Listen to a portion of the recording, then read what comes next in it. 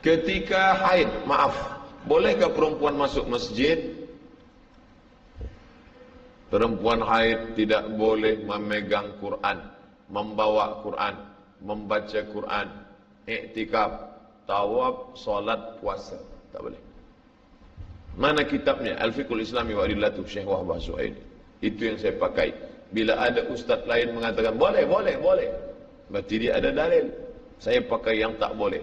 Kenapa ustaz pakai tak boleh? Saya pegang dalil kuat yang tak boleh. Ini mimbar Nabi. Ini mihrab tempat Nabi jadi imam. Rumah Nabi di sebelah kiri. Nabi sedang iktikaf. Nabi datang ke pintu rumahnya. Rumah dia di samping. Itulah makam Nabi sekarang. Kerana Nabi waktu dia meninggal, langsung saja terus digali, dimakamkan di kamar Aisyah. Ya Aisyah, Nabi panggil. Ya Umairah, ya nawilinil khumrah. Tolong ambilkan kain khumrah. Ambilkan aku kain. Aisyah datang membawa kain.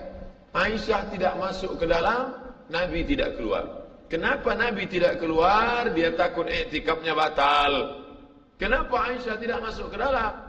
Aisyah takut masuk ke dalam karena dia sedang dalam keadaan haid. Lalu apa kata Nabi? Ulurkan saja tanganmu ke dalam. Kenapa? Karena tanganmu tidak haid. Tapi badannya tetap berada di luar. Itu menunjukkan perempuan haid tak masuk masjid.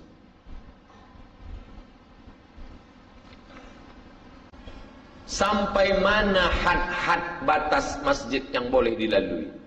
Apakah bilik-bilik dalam masjid termasuk dari masjid? Ada orang yang berpemahaman semua yang di bawah atap masjid adalah masjid. Jika semua yang berada di bawah atap masjid adalah masjid, maka semua yang berada di atas dosa besar. Kenapa? Karena maaf, buang air kecil, kencing dalam masjid.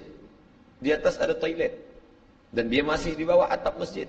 Maka yang dimaksud dengan masjid bukan semua yang di bawah atap masjid, tapi yang biasa dipakai untuk solat.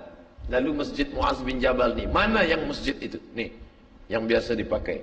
Kaca ke dalam ni. Adapun itu balkona kata orang Mesir, teras, itu di luar adalah memang biasa masjid dulu, masjid-masjid Sultan Melayu zaman dulu. Memang sengaja dibuat macam itu kerana gunanya untuk maaf untuk perempuan yang sedang uzur dalam keadaan halangan. Tapi mohon maaf, bukan saya cakap tuan dalam keadaan uzur.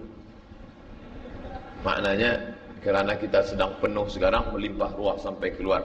Tapi artinya yang dimaksud dengan masjid tempat yang biasa solat berjamaah zuhur, asar, maghrib hanya sebatas ini saja. Yang luar itu maka itu adalah tempat yang dibolehkan. Bila dalam keadaan ada perempuan haid berhalangan, dia dengarkan tausiah, tazkirah, tapi ada pengeras suara mikrofon, dengar suara dari luar, atau ada television untuk pandang, tengok, dengar suara kajian ustaz.